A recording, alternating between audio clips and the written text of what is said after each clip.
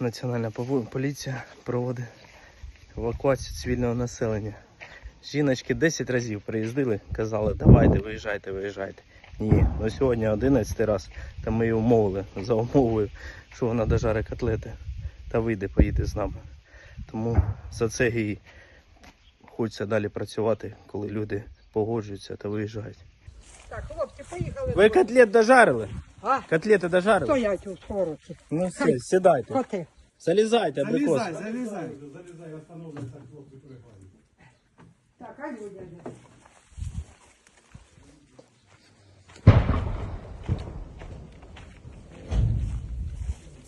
Не чекайте, дзвоніть на 102, та ми допоможемо у вас.